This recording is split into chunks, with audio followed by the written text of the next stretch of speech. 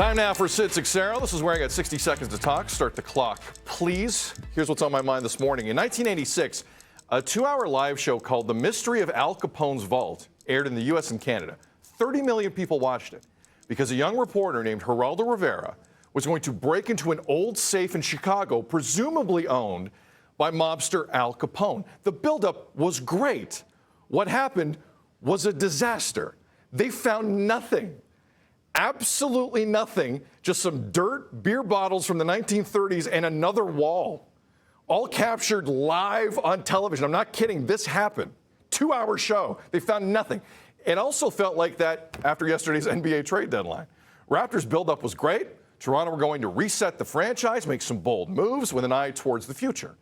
But what happened, in my humble opinion, was a disaster. While most NBA teams were throwing around draft picks like candy, the Raptors didn't do a thing. I watched that play out yesterday. I watched the Al Capone thing 36 years ago. Both left me feeling the same way. Empty. Joseph Casciaro of The Score joining us.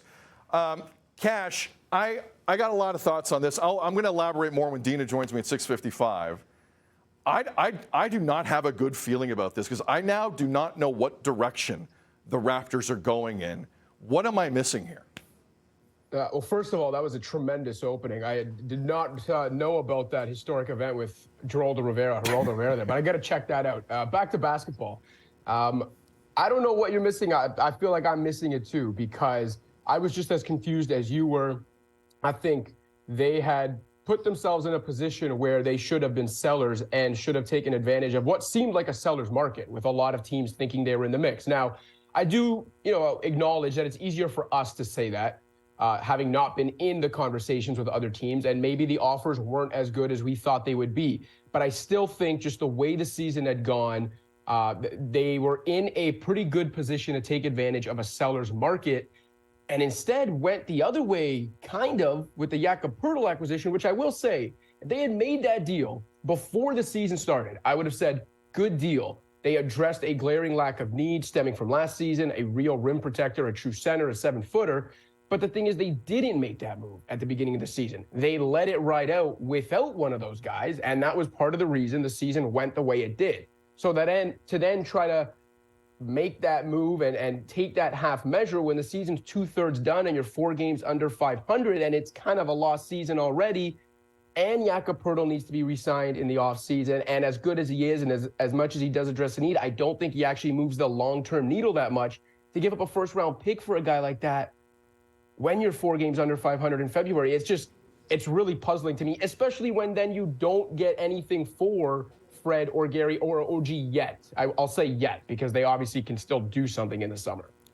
But Cash, I mean, some of the names you threw out there, that's my biggest issue here is it's not that they kept OG Anunoby, who has another year left on his deal. I understand that. But Fred VanVleet might leave. And Gary Trent Jr. might leave. And the guy you picked up for 3 picks, Jakob Poeltl, early Thursday morning, he could leave as a free agent as well. There was no symmetry in the thought process there.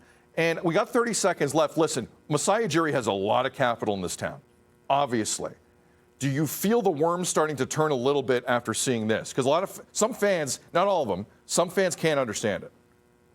I think definitely some of the shine is off in fans' eyes in that they think, I think most people still think he's a great executive, still think this is a good front office, but I do think they're not seen as flawless anymore, right? And I think you can look at a team like the Warriors kind of in the same boat.